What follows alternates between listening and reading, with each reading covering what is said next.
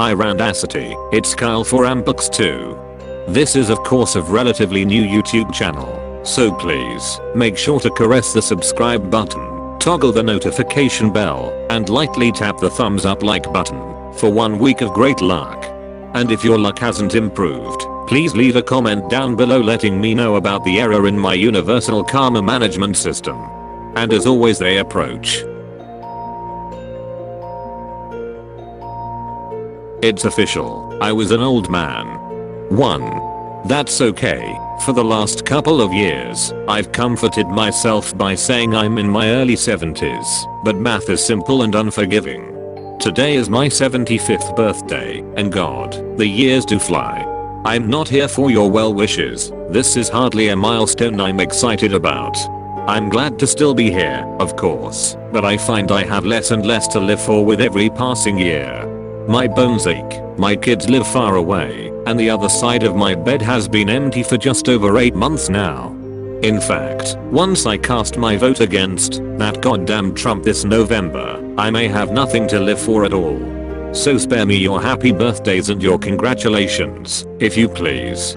I'm here because I have a story for you, and it's one I've never told before. I used to think I kept it inside because it was silly, or maybe because nobody would believe it. I've found, though, that the older you grow, the more exhausting it becomes to lie to yourself. That's okay, love my work. I just have one job the reason I got this far. I love the smell of citrus and pine. Here is my story. 2. The year was 1950, the setting of a small town in Maine. I was a boy of 9, rather small for my age, with only one friend in the world to speak of, and his family, seemingly on a whim, decided to move 2,000 miles away. It was shaping up to be the worst summer of my life. My pop wasn't around, and my mom was a chore boy. Was I proud of myself when I came up with that one, so I wasn't apt to hang around the house. With some hesitation, I decided the public library was the place to be that summer. The library's collection of books, particularly children's books, was meager, to say the least.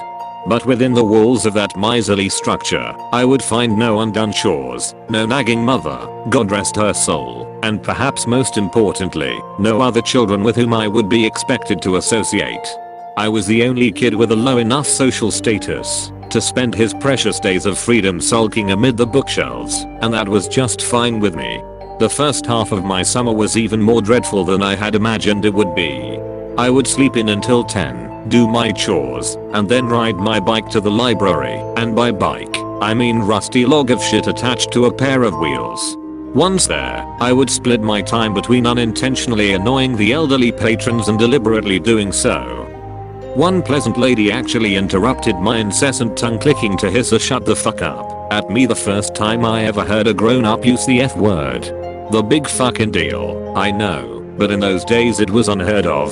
The dreary days turned to woeful weeks.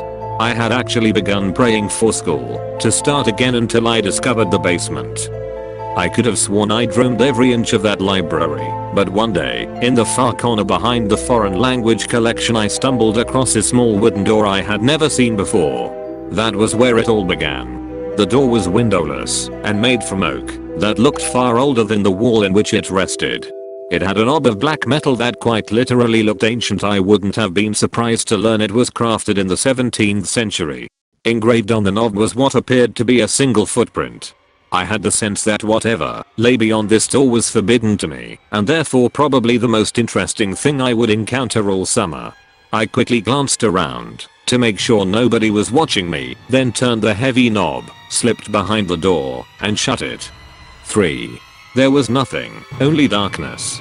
I took a couple of steps and then stopped, unnerved by the totality of the shadow which surrounded me.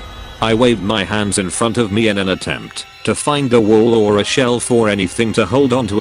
What I actually found was far more subtle, a small string dangling from above, but far more useful. I grabbed it firmly and pulled it down. Back in the day, lots of light bulbs were operated with strings, and this was one of them. My surroundings were instantly illuminated. I was standing on a small, dusty platform that looked as though it hadn't seen life in quite some time. To my left was a crickety ass spiral staircase made of wood and appearing ready to collapse at any second. The bulb was the only source of light in the room, and it was feeble, so when I peered over the railing to see what lay below, the bottom of the staircase dissolved into the darkness. I was beginning to feel scared. This place, wherever I was, seemed to have no business in a town library. It was as though I were in a completely different building. But no 9-year-old likes to let a mystery go unsolved. Looking back, I wish I could tell my prepubescent self to turn around, go back, do anything else besides descending that staircase. You'll be spared a lot of sleepless nights, I'd say. But, of course, I didn't know that then, and I may not have listened even if I had. So instead of turning back, I took a deep breath, gripped the railing, and glared resolutely forward as I began my descent.